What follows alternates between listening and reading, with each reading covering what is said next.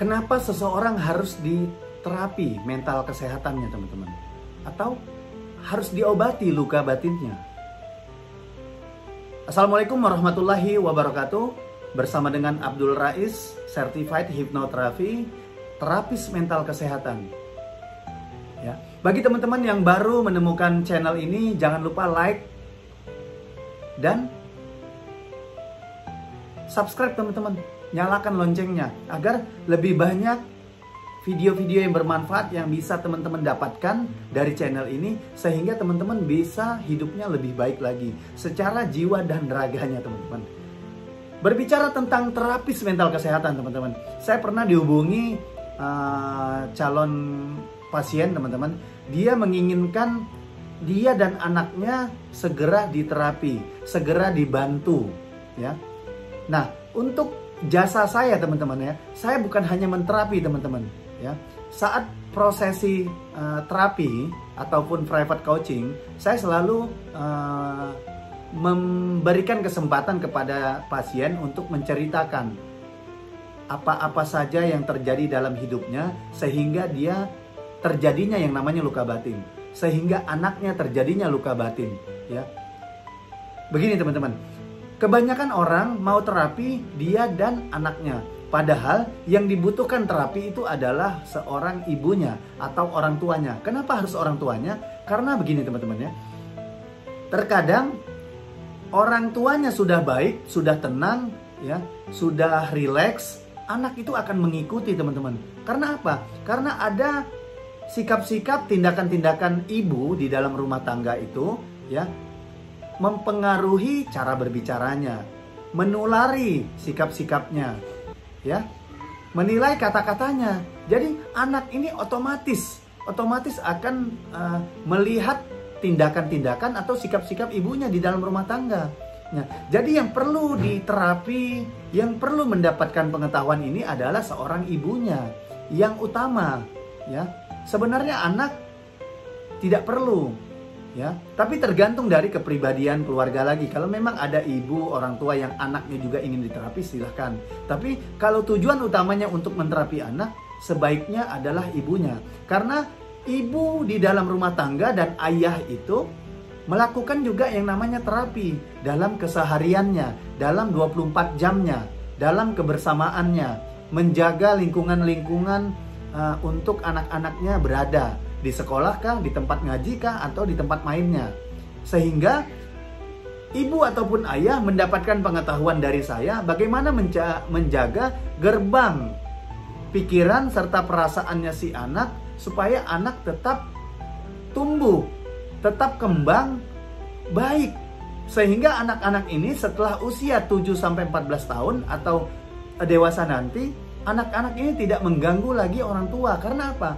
Dasar didikan atau dasar parenting yang diberikan oleh orang tua sudah mumpuni, sudah oke, sudah luar biasa, sudah dahsyat, ya. Jadi yang perlu diterapi duluan adalah ibunya atau ayahnya. Makanya dalam ilmu parenting, teman-teman, ya, ayah ini tidak boleh hanya sebagai ATM, ya, hanya membayar kebutuhan-kebutuhan anak. Tapi bagaimana si ayah, ya, bisa juga mengantarkan sekolah anaknya. Nah, saat mengantarkan sekolah anaknya, bukan hanya salim, bukan hanya mengantarkan sampai gerbang sekolah, tapi bagaimana si ayah bisa mencium keningnya kah, pipinya kah, anak perempuannya. Sehingga anak perempuan ini tangki cintanya terisi saat dia apa, teman-teman? Masuk ke sekolah. Kalau dia sudah tenang, sudah rileks, sudah bahagia, sudah damai, ya, dia akan mudah, teman-teman, mendapatkan pelajaran-pelajaran. Karena kondisi otaknya, gelombang otaknya berada di alfa. Dia terasa nyaman dengan ayahnya. Ini khusus untuk anak yang perempuan, teman-teman, ya. Jadi ibunya dan ayahnya perlu mendapatkan yang namanya sesi terapi, sehingga mereka bisa menterapi anak-anaknya di rumah. Saat kapan? Saat sedang bersama di rumah. Saat bangun tidurnya kah? Kalau lebih yang waktu yang tepat. Atau bangun tidurnya kah? Merubah kata-kata yang menyampaikan ke anak. Merubah sikap-sikap yang dilakukan oleh anak.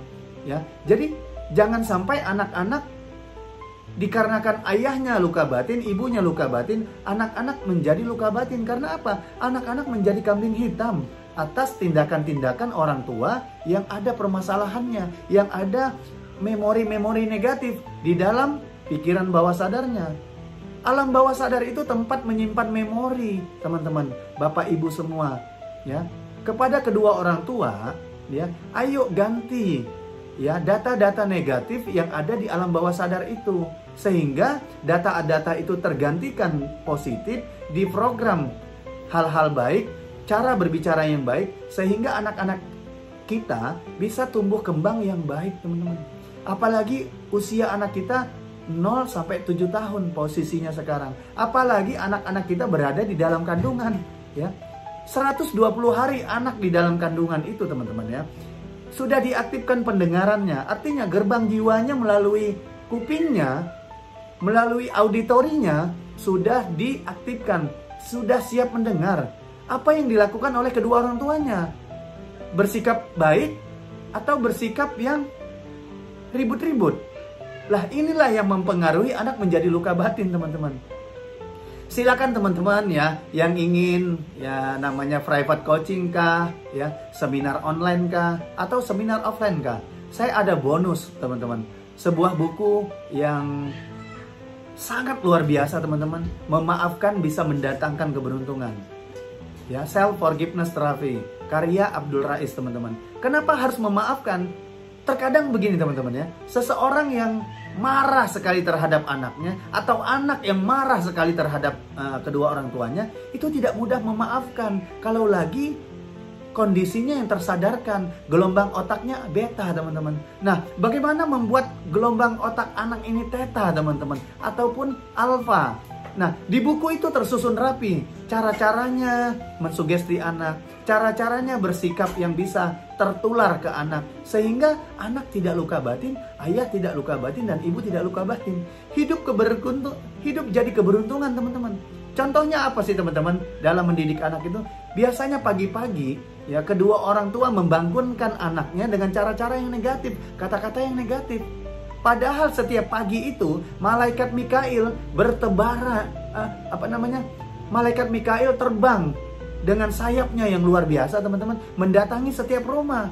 Rumah-rumah mana yang sedang rileks, yang sedang damai, yang sedang baik rumah tangganya. Bukan, dia tidak akan hinggap, tidak akan berhenti kepada rumah-rumah yang sedang ribut-ribut. Ribut-ribut membangunkan anaknya, ribut-ribut dengan teriak-teriakan, ribut-ribut dengan mengatakan sudah siang. Negatif-negatif, teman-teman. Ingat, teman-teman, segala sesuatu ada energinya, vibrasinya, dan frekuensinya. Bagaimana energi, vibrasi, dan frekuensinya yang menurut Nikola Tesla itu ada angka yang satuannya Hertz-nya, teman-teman.